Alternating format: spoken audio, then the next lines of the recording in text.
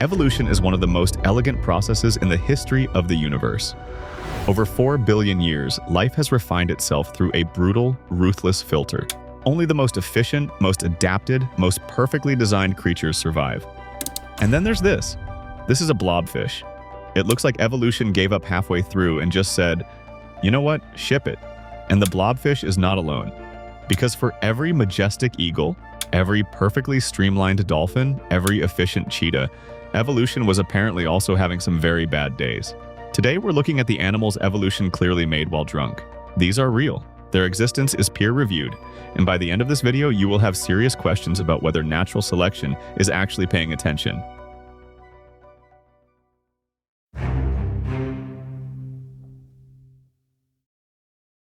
We have to start here. We have to. The platypus is what happens when evolution is doing a group project and everyone contributes a different animal part without telling each other. Let's go through the list.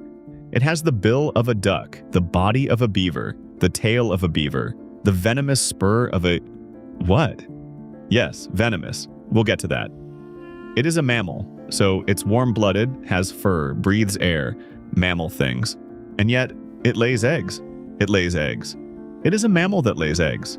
When European scientists first received a platypus specimen in 1799, they literally thought it was a hoax, a taxidermist's prank. They looked at this animal and thought, no, someone sewed a duckbill onto a beaver and is trying to embarrass us. George Shaw, a respected naturalist, physically took scissors to the specimen and checked for stitches. There were no stitches, George. But that's not even the strangest part. The platypus has no stomach, not a weird stomach. No stomach.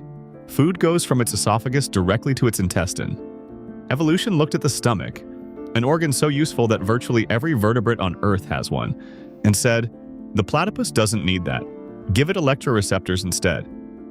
The platypus hunts underwater by detecting the electrical fields generated by its prey's muscles. It essentially has a biological electric sense in its face.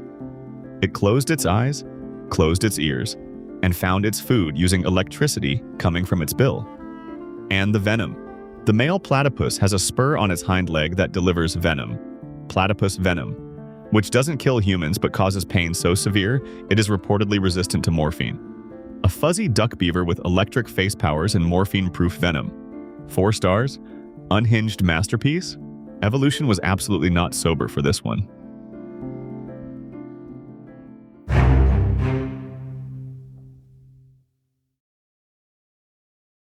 Now, if the platypus is evolution making too many compromises, the mantis shrimp is evolution overcompensating.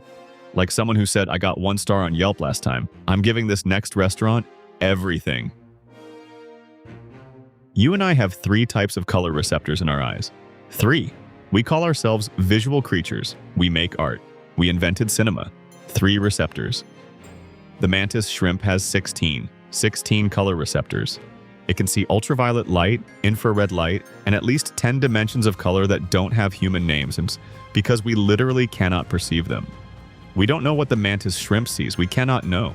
Our brains are not built to process it. It's like asking someone who has only ever heard silence to describe a symphony. But vision is not the mantis shrimp's most alarming feature. The mantis shrimp has a club, a specialized appendage, that it uses to punch things. It punches at the speed of a bullet, 80 times faster than the blink of a human eye. The acceleration is so extreme that the water around the punch actually boils from the pressure, creating cavitation bubbles that collapse with a shockwave force comparable to the punch itself. So it doesn't just punch you once. The collapsing bubble punches you again. The mantis shrimp is a 2-inch long shrimp that can punch with the force of a bullet, see colors you cannot imagine, and has been known to break the glass of aquarium tanks. Evolution made this on purpose, and I genuinely think we should be worried.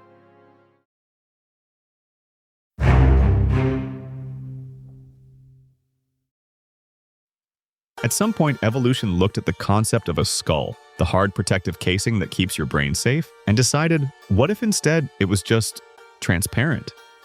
This is the barreleye fish, and its entire head, from the top of its face to the back of its skull, is a clear dome filled with fluid. You can see its brain, you can see its organs, you can see, most disturbingly, its eyes, which are those 2 glowing green cylinders pointing straight up inside its head. For a long time, scientists thought the 2 dots on the front of its face were its eyes. They are not. Those are nostrils. The actual eyes are the luminous green tubes deeper inside, rotatable to look in any direction, including directly upward through the transparent dome. It stares up through its own head. It lives in total darkness at depths where no sunlight reaches. Its enormous, light-sensitive eyes are designed to detect the faint silhouettes of prey above it. It also, and I want to stress that this is true, is coated in a slippery, gelatinous film on its body that scientists believe helps it slide through the water more efficiently. So, transparent skull, rotating eyes inside the skull, gelatinous slime coat. Evolution was very specifically drunk on something very specific when it made this.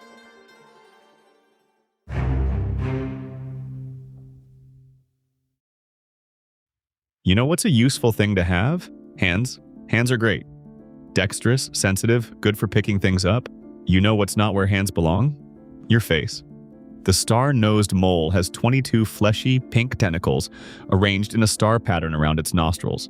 It uses these tentacles, which are exquisitely sensitive to touch, to identify and eat food in a fraction of a second. We're talking about 25 milliseconds. The mole touches something with its nose tentacles, identifies it as food, and eats it in 25 milliseconds. That is faster than the human brain can consciously process a single image.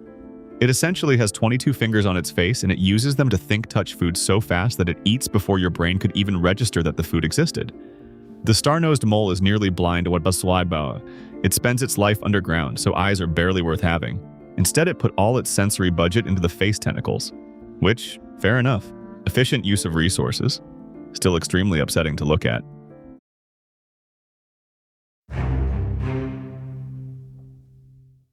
Most animals go through metamorphosis. You start as one thing, a larva, a tadpole, a caterpillar, and you transform into your adult form. It's a whole thing. Dramatic. Necessary. The axolotl looked at metamorphosis and said, "No thank you, I'm going to stay a baby forever." This is called neoteny, the retention of juvenile characteristics into adulthood. The axolotl never fully matures. It keeps its larval features, the external gills that look like pink feathery ears, the wide, expressive face, the general vibe of a creature that is perpetually surprised and pleased about it. It reaches sexual maturity and reproduces as what is essentially a giant, permanent tadpole. Evolution built an entire viable species out of the concept of never growing up. And then, because evolution doesn't know when to stop, it gave the axolotl the ability to regenerate. It can regrow entire limbs, spine, parts of its heart, parts of its brain. Scientists are actively studying axolotl regeneration for medical research, because if we could figure out how it does this, it would be a revolution in human medicine. So yes, the axolotl is a perpetual man-child that can regenerate its own brain, and it might save human lives doing it. Evolution accidentally invented the most useful animal on Earth by refusing to make it grow up. Respect.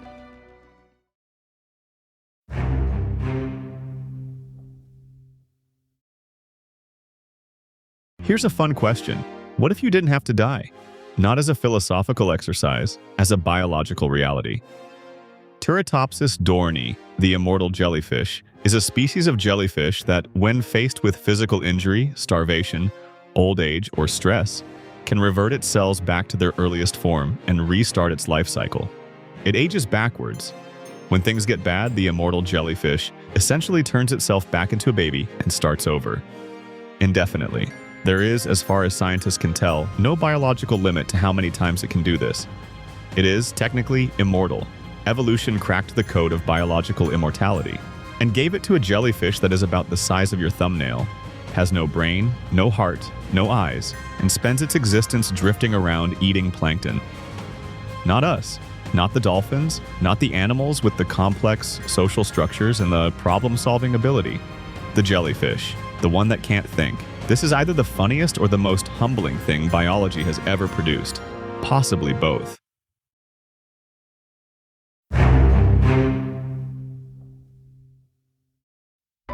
We need to come back to the blobfish because there's an argument to be made that we owe it an apology. The blobfish, that sad, drooping, deflated-looking creature, doesn't actually look like that in real life. The blobfish lives at depths of 3,000 feet, where the water pressure is roughly 120 times the pressure at the surface. Its body is adapted for that pressure. It has very little muscle and a gelatinous flesh that is slightly less dense than water, allowing it to float effortlessly without expending energy. When humans catch it and bring it to the surface, the rapid pressure change causes its body to expand and deform. The sad blob face we all know and mock is a post-mortem artifact of our scientific equipment.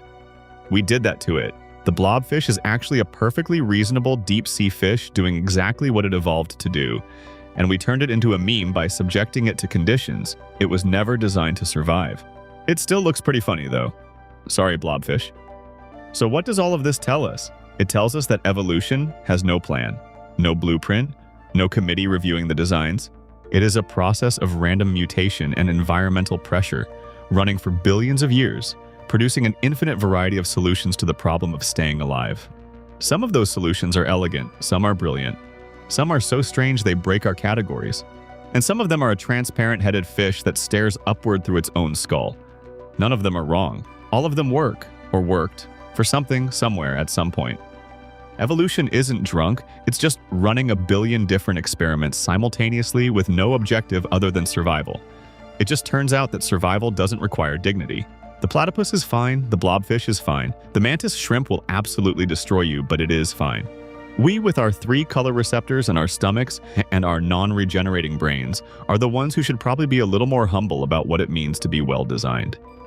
And on that note, if you want to feel even more unsettled about your own biology, there is a video about the human body sitting right there on your screen that I genuinely recommend you do not watch before bed. Thank you for watching. Evolution thanks you.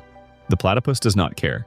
If you watched this far, you are exactly the kind of person who will enjoy the video on the right, which goes even deeper into why biology is significantly stranger than anyone told you in school. The one on the left is for people who want to feel bad about their own brain. You'll enjoy that too. Subscribe if you'd like more of this. I'll be here questioning everything.